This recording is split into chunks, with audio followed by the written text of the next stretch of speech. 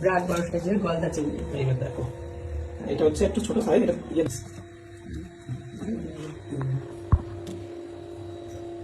দেখো ডবল কুসুমের ডিম একটা বেরিয়েছে। এটার ভিতরে একটা বড় কুসুম, তার সাথে একটা ছোট্ট কুসুম রয়েছে। বাড়িতে কাজ হচ্ছে, এখন বানাবো আমি বড় বড় যে গলদা চিংড়ি দেখলাম, গলদা চিংড়ি মালাইকারি। মালাইকারি হবে আমার স্টাইলে, একদম ইউনিক। ভালো করে মাছ কিনে দেবো, বড় সাইজের মাছ গলদা চিংড়ি ভেজে নেবো সুন্দর করে। দেখো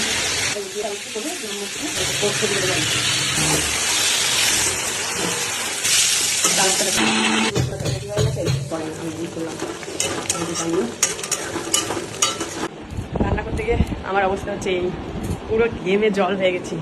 তার জন্য আসলাম ফ্যানের নিচে, বাপরে পুরো একদম স্নান করে উঠেছি। তুমি মাঝে মালাইকারি করে চলে গেছিলাম। চলো তোমাদেরকে দেখাবো আমি ব্রাক বড় সাইজের গলদা চিংড়ি। এইবার দেখো, এটা হচ্ছে একটু ছোট সাইজ, এটা দেখো দাড়িগুলো দেখো কত বড় বড়, আর এটা দাড়িটা এখনো কেটেছি। এবার এইটা দুটো চিংড়ির ওজন আছে 450 গ্রাম।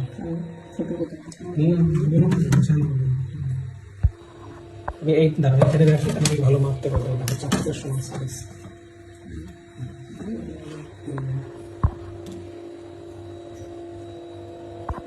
দুটো একদম পুরো কি হবে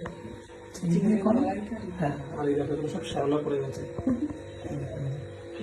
হ্যাঁ, মানে এত বড় যে মানে পুকুরে ছিল তো।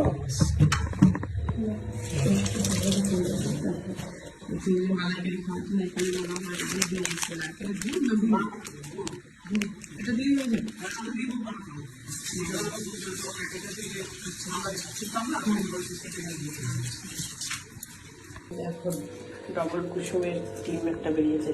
এটার ভিতরে একটা বড় কুসুম, তার সাথে একটা ছোট্ট কুসুম রয়েছে। এখন আমরা ডিম টোস্ট বানাবো, এই জন্য ডিম নিয়ে নিয়েছি। আর এই দেখো গলদা চিংড়িগুলোকে ভালো করে ধুয়ে মুছে পরিষ্কার করে রেখেছি। আজকে এটার রেসিপিটা তোমাদের দেখাবো। তো এবার এটার মধ্যে দিয়ে দেবো ডিমগুলোর মধ্যে কুচিয়ে রাখা লঙ্কা আর পেঁয়াজ। আজকে বানাবে ছোট ডিম টোস্ট, ও বানিয়ে ও একা খাবে, বানিয়ে খাবে। দুটো আমার মনে হয় দুটো ডিম হয়েছে বলে এর দুটো বাচ্চাও হবে, তাই বুঝি। আচ্ছা সেটা তুমি একটু গলায় দিয়েছো ডিমটা। চল তো তুমি ঘাটা বই থেকে ভালো করে লবণ আর একটু বলছি, ভালো করে কড়াইতে সারা তেল দিয়েছি। আর কড়াইয়ের মধ্যে যে কালো দাগগুলো, ওটা হচ্ছে রুটি ভেজেছিলাম, তাই রুটিগুলো লেগে গেছিল পুরোগুলো, ওর জন্য কড়াইটা ওরকম দাগ হয়ে গেছে। পুরো ধুইনি, ওইভাবেই আবার করছি ডিমটাকে। ডিমটাকে এইভাবেই ভাজবো, এইভাবেই বানাবো আজকে।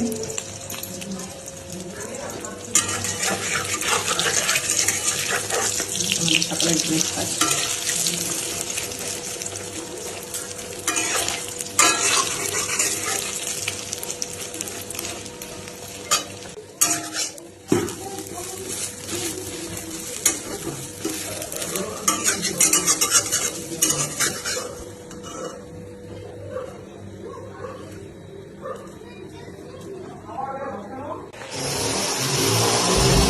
বাড়িতে কাজ হচ্ছে, এখন বানাবো আমি বড় বড় যে গলদা চিংড়ি দেখলাম, গলদা চিংড়ির মালাইকারি। মালাইকারিটা হবে আমার স্টাইলে, একদম ইউনিক। তোমরা মালাইকারি বানিয়ে খাওনি, তো আমি মালাইকারিটা বানিয়ে খেয়ে তারপর তোমাদেরকে বলবো যে কিরকম আছে। দেখো কীভাবে বানাচ্ছি। প্রথমেই আমি ওইগুলো কড়াই বসিয়ে দিয়েছি, গ্যাস ধরিয়ে দিয়েছি। এবার কড়াইতে তেল দেবো। জায়গাটা ভাতটা করে হয়ে গেছে, বন্ধ করে দিই। হ্যাঁ, এখানে কড়াইটা তেল দেবো। কড়াইতে সরষের তেল দিয়ে দিচ্ছি, ফরচুনে একটু বেশি করে দিই।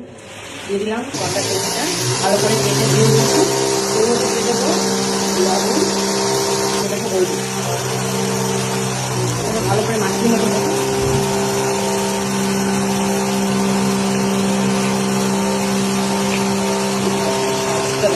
ওয়াও, অনেক বড়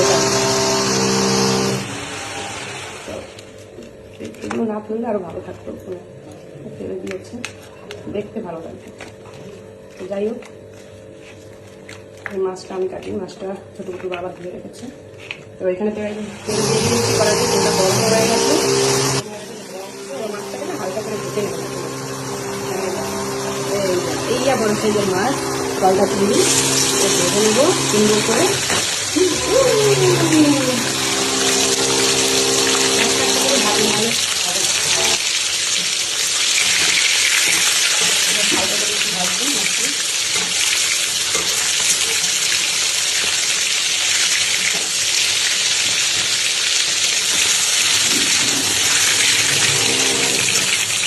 আস্তে আস্তে এটাকে দিয়ে দিই। আর এখন থেকে মশলাটা বানাবো। মশলার মধ্যে দিচ্ছি এখানে মিক্সার জারে দিয়ে দেবো। এই দেখো আদা, পেঁয়াজ, কাঁচা লঙ্কা, তারপরে দেবো রসুন, দেবো রসুনটাও দিয়ে দেবো। আরও দুটো জিনিস দেবো, দেখো দিয়ে দেবো আদা সরষা একটু করে নাম মশলা, আর দেবো পোস্ত। এটাকে পোস্ত দিয়ে দেবো। এটা ভালো টেস্ট লাগে না। মাছটাকে বেরিয়ে এসে এগুলো দিয়ে দিয়েছি ভেজে আবার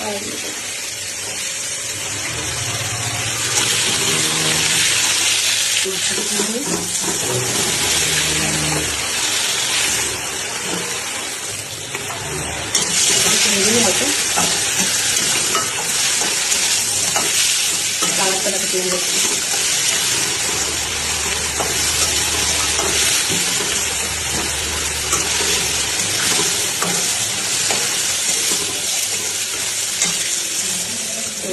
এবার এইটা করছি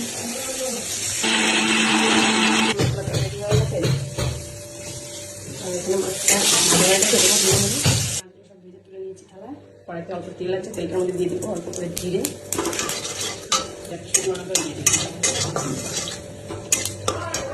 এইবার দেবো একটু মশলাটা দিয়ে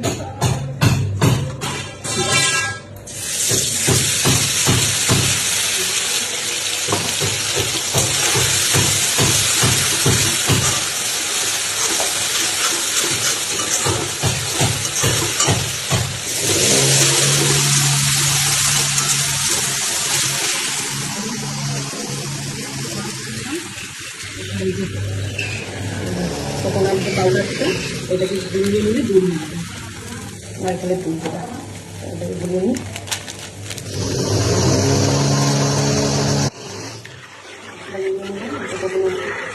মিল্ক হয়ে গেল, এটা রেডি করে রাখলাম। আর একটু মশলাটা ভালো করে কাটলাম। নিয়ে নিলাম লবণ, হলুদ আর জিরে লবণ।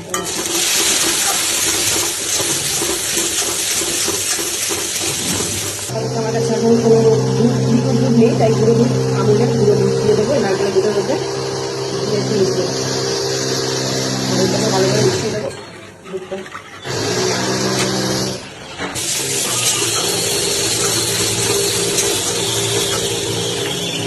অল্প দুধ দিয়ে দেবো দিয়ে মশলার মধ্যে দেবো।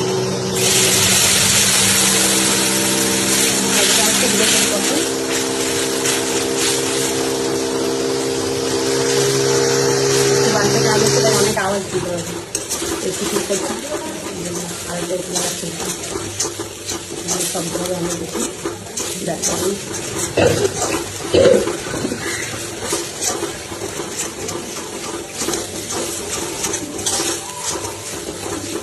দিয়ে দেবো। মশলাটা খুব সুন্দরভাবে কষানো হয়ে গেছে। এবার দিয়ে দেব সেই নারকেলের দুধ আর আমুল দুধ গুলিয়ে রেখেছিলাম একসাথে, সেই দুধটা পুরোটা এখন দিয়ে দেব। দিয়ে দিলাম। এবার ভালো করে মিশিয়ে নেব মশলার সাথে। তারপরে দিয়ে দেব একটু একটু ঝোলটা ফুটবে যখন, তখন দিয়ে দেব। এইভাবে করে দেখতে পারো, হেভি হয় খেতে। খেয়েছি তো পরে, এই ভয়েসটা তো পরে দিচ্ছি, ভিডিওটা এডিটিং পরে করলাম। এই দেখো এখন ভেজে রাখা চিংড়িটা, গলদা চিংড়িটাও দিয়ে দিলাম। দিয়ে এবার ঝোলের সাথে সুন্দরভাবে মাখিয়ে দেবো, মিশিয়ে দেবো। তো এভাবে করে খেয়েও হেভি হয় খেতে, একদম স্পেশাল হয়ে যাবে গলদা চিংড়ির মালাইকারি। তো এবার চিংড়িটাকে দিয়ে ভালো করে ঝোলের সাথে মাখিয়ে দিচ্ছি, মিশিয়ে দিচ্ছি। দেখতেই মনে হচ্ছে না খুবই ইয়ামি হবে, দারুণ হয়েছিল খেতে। তো এবার দিয়ে দেবো একটু গরম তো আমার তখন ঘি নেই, ঘিটা আমাদের কাছে না থাকতে নেই, তাই ভেবেছি আমি অক্ষু ঘি আগে থেকে দিয়ে দেবো, ঘিটাকে ঘি দিতে যখন আমার করতে চলতে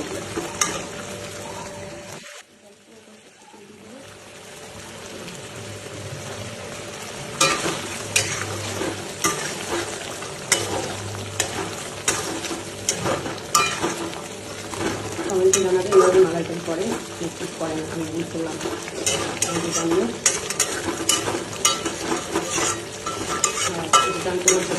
মালাইকারিটা হয়ে গেছে, গ্যাসটা অফ করে দেবো, দিয়ে একবার দেখিয়ে দিচ্ছি কেমন দেখতে হয়েছে। চিংড়ির মালাইকারি পুরো রেডি, ওয়াও ওয়াও, আশা করি খেতে ওয়াওই হবে। রান্না করতে গিয়ে আমার অবস্থা হচ্ছে এই, পুরো ঘেমে জল হয়ে গেছি, তার জন্য আসলাম ফ্যানের নিচে। বাপরে পুরো একদম স্নান করে উঠেছি, স্নান করে গেছি রান্নার দিকে, আবার রান্না করতে করতে স্নান করলাম, একটা তরকারি রান্নতে গিয়ে স্নান করে অবস্থা খারাপ, তাই ভাবলাম একটু ফ্যানের হাওয়া খেয়ে ঠান্ডা হই, তারপর আবার যাবো রান্না করতে আরেকটা। এখন সবাই চিংড়ির মালাইকারিটা করলাম, এরপর একটু করবো পুঁই শাকের ঘন্ট টাইপের একটু করবো, তারপরে আর কিছু করবো না ভেবেছি, অবস্থা খারাপ বরাবর। যেদিকে দেখো গোটু ঘুমাচ্ছে, গোটুকে সকাল সকাল না টাইম মতনই যেরকম টাইমে করে সেই টাইমে চান ফান করিয়ে ঘুম পাড়িয়ে দিয়েছি, আর ছোটো গোটুকে স্নান করিয়ে পাশের বাড়ি খেলতে পাঠিয়েছি, মানে পাশের বাড়ির বাচ্চাটা এসেছিলো ছোটো গোটুর সাথে খেলতে, তার বললাম আমাদের বাড়িতে কাজ হচ্ছে, দেখো অবস্থা দেখো ঘরে কাজ হচ্ছে, নোংরা প্রচুর, তাহলে তোদের বাড়ি আজকে খেয়াল কি অবস্থা, এর জন্য ওদের কাছে বলেছি তোদের বাড়িতে খেয়াল হলে ওই ছোটো গোটুকে ওই বাড়িতে দিয়ে এসছে। কাজ চলছে, পুরো ধুলো গড়িয়ে এইখানটায় আর একটা এসি বসাবে হল রুমটায়, আর একটা এসি তো আমাদের এইখানটায় আছে বেডরুমে।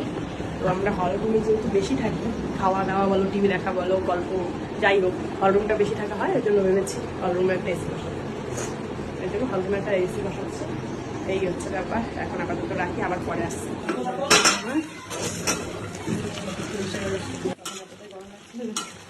চিংড়ি মাছের মালাইকারি করে চলে গেছিলাম, তারপরে আবার এসে এই করলাম মিশরের গন্ধ, এটাও চিংড়ি মাছ দিয়ে করেছি, কোনো মশলা সেরকম দিইনি, খালি লবণ হলুদ আর একটু জিরে করে দিয়েছি, আর পুরোনো শুকনো লঙ্কা আর সর্ষে দিয়ে এটাকে অনেকটা শুকাবো, জলটাকে আর একটু টানাবো, তারপর বন্ধ করবো।